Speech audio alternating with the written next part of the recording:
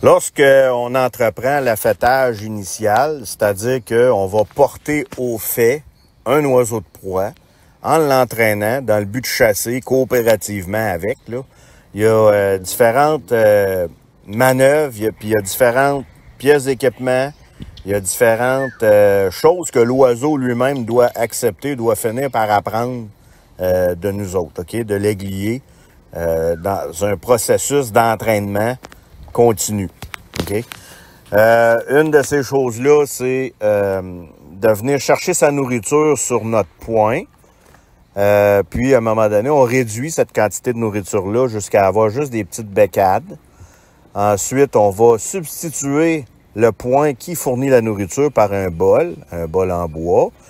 Puis, le poing, lui, devient juste un perchoir. Donc, on va encore une fois mitiger beaucoup l'agressivité en faisant cette transition-là.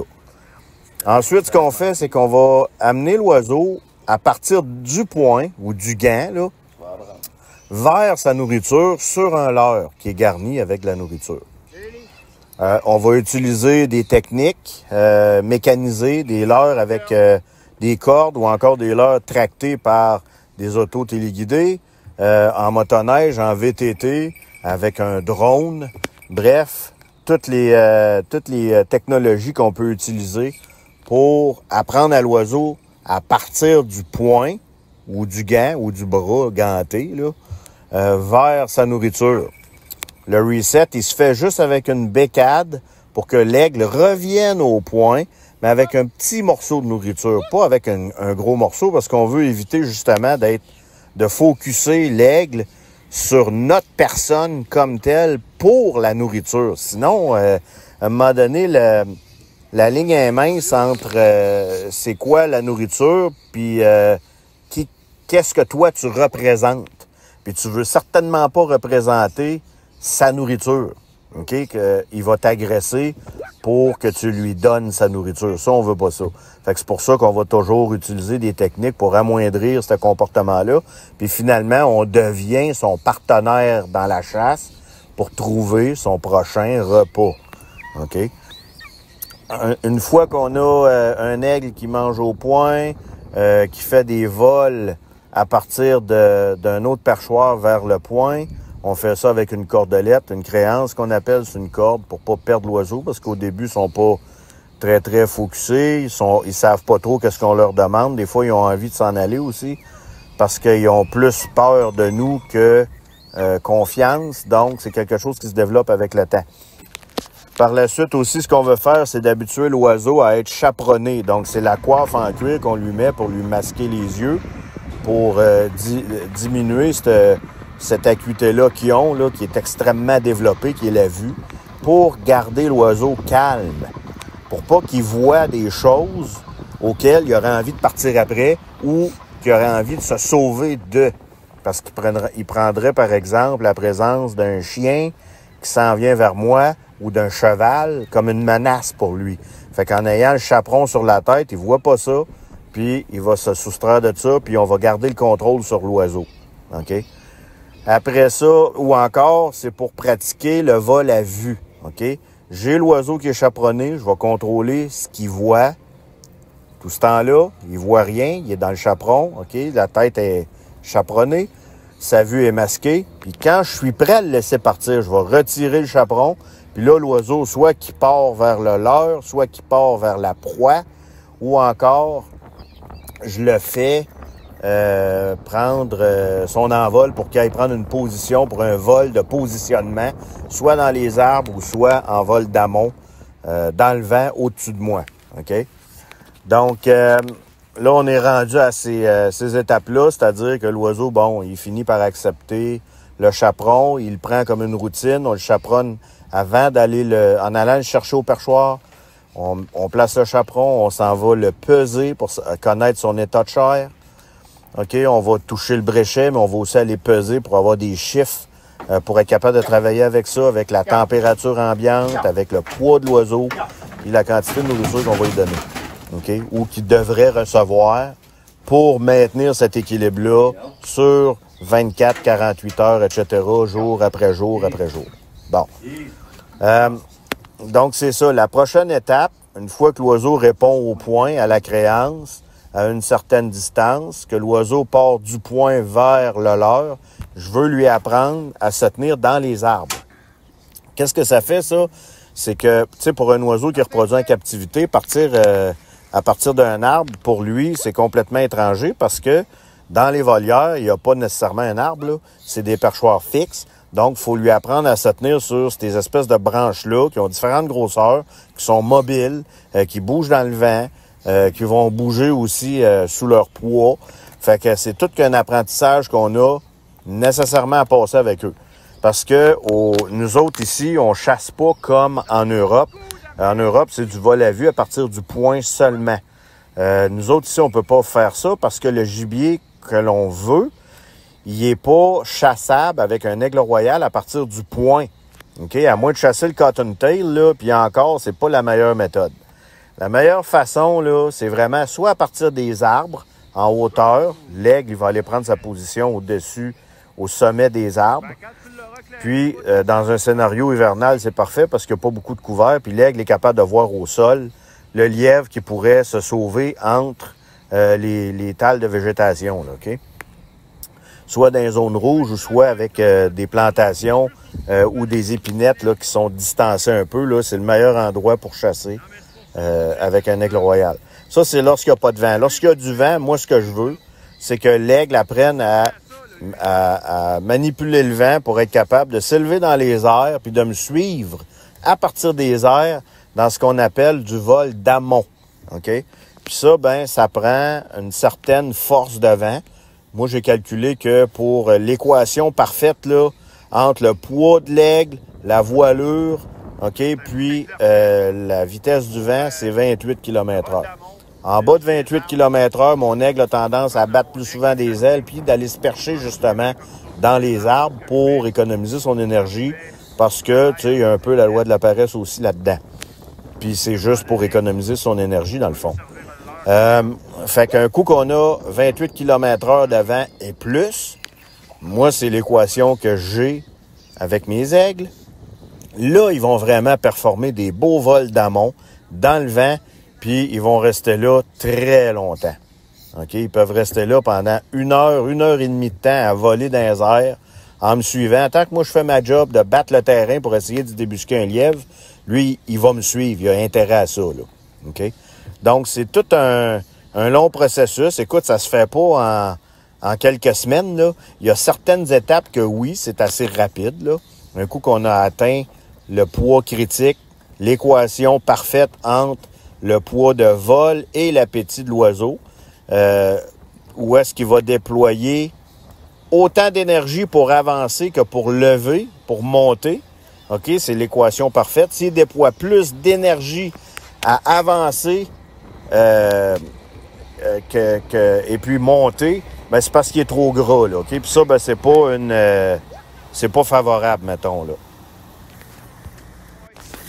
Au niveau de l'agressivité, on sait que les aigles royaux sont capables du pire. Il faut prendre en considération que c'est pas comme les autres oiseaux de proie. Ils sont complètement différents, sont d'une catégorie à part. C'est des hyper-prédateurs, sont au-dessus de tous les autres prédateurs, au même titre qu'un loup ou qu'un ours polaire. Puis ils doivent être traités ainsi. Fait que ce qui est important de savoir avec l'aigle royal, entre autres, là, c'est que il sait compter, il sait mesurer. Puis au niveau de sa nourriture, on y en passera pas une vite. Il faut lui donner ce qu'on a à lui donner. On peut pas lui cacher de la nourriture. On peut pas, surtout s'il l'a vu, là, c'est de ça que je parle, on peut pas le rationner sur un morceau de nourriture qu'il a vu. Il a vu la quantité. Il a été capable de mesurer visuellement combien de nourriture qu'il y a ou encore combien de morceaux qu'il y a. Il sait compter. Puis on peut pas lui cacher ça. Si on veut le nourrir, ben il faut lui donner tout ce qu'on lui a montré, dans le fond. Fait que c'est important de travailler proprement. Puis d'avoir toujours ça en tête parce que sinon, ça se revient contre nous autres. Puis quand l'aigle décide qu'il s'en prend près de toi, d'habitude, ça finit pas bien, là.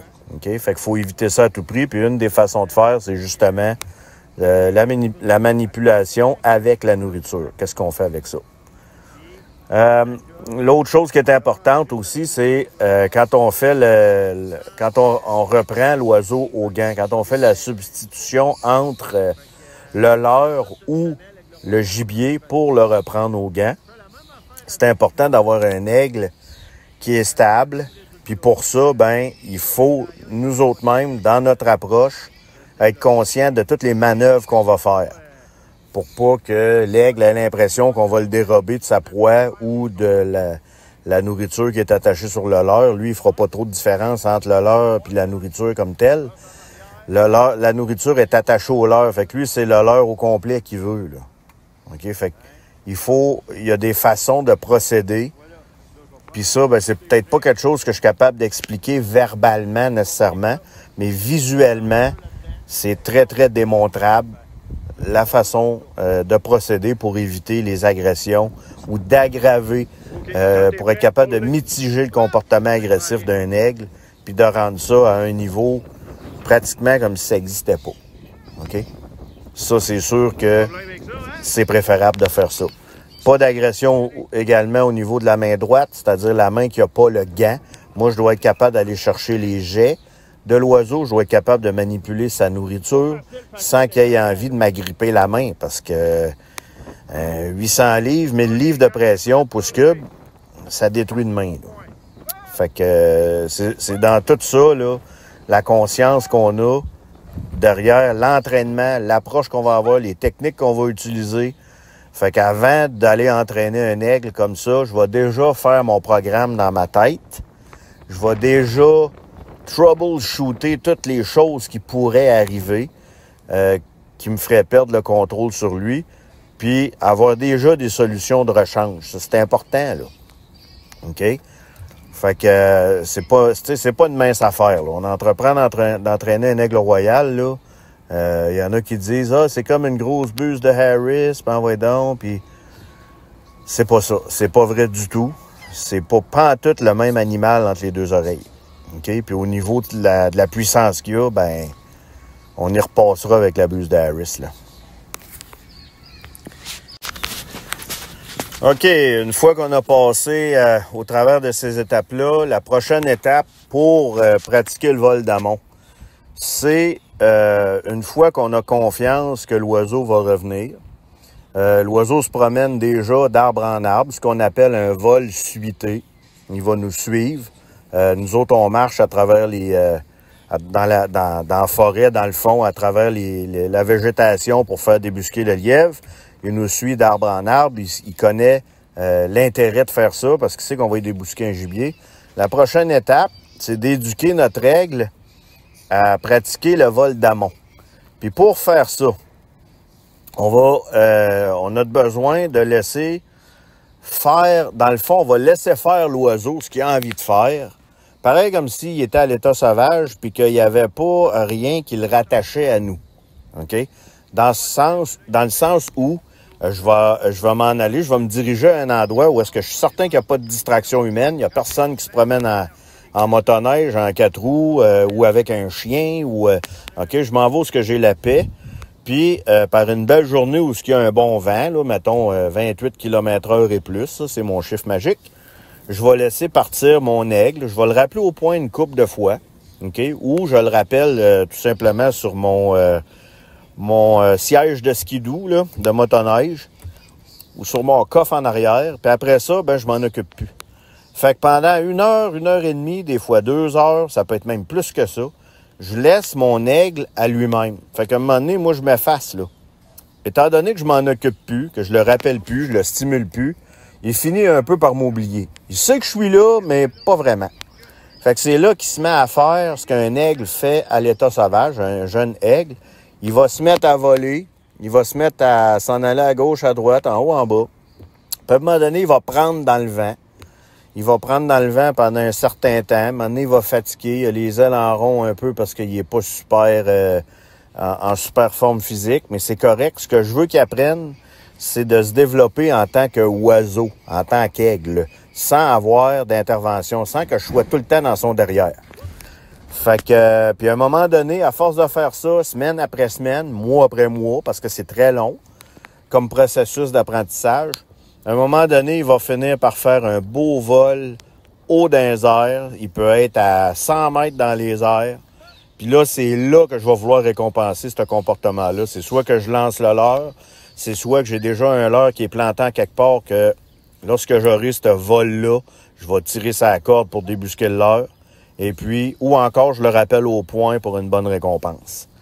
Et puis là, ben, on va répéter ces expériences-là, puis lui, il va apprendre avantage. Il va comprendre que plus il est haut, ou plus il est stable dans le ciel, il n'est pas obligé d'être très haut, là, parce que dans des territoires comme en hiver, sur du terrain plat, c'est difficile de monter très haut. Fait qu'ils vont se tenir peut-être 100, 200, 300 pieds. Puis, mais c'est correct pour la chasse du lièvre. Le lièvre, il est à terre, là. Il n'est pas dans les airs, là. Fait que c'est bien correct comme distance au-dessus de moi. Bref, c'est comme ça qu'on fait ça. Ça prend un peu plus de couilles pour cette étape-là de l'entraînement. Parce que justement, tu vas livrer ton oiseau en liberté, sans sans intervention. Faut que tu fasses confiance, là. Faut que tu fasses confiance au travail que tu as fait en amont. Puis il faut que tu fasses confiance au processus. Puis ça, c'est le bout que il y a beaucoup de gens, c'est long, là. Ils prennent bien trop de temps à intégrer ça, que le processus d'entraînement de l'animal va finir par faire son œuvre, faire son chemin dans sa tête puis dans son comportement. Fait que c'est ça, jusqu'à ce qu'à un moment donné, on a tout simplement une transition à faire avec l'entraînement au quotidien pour la chasse comme telle, sur le gibier sauvage, sur le lièvre. Et puis, bingo, c'est de même que ça arrive. Puis après ça, ben, c'est de maintenir ces bons comportements-là.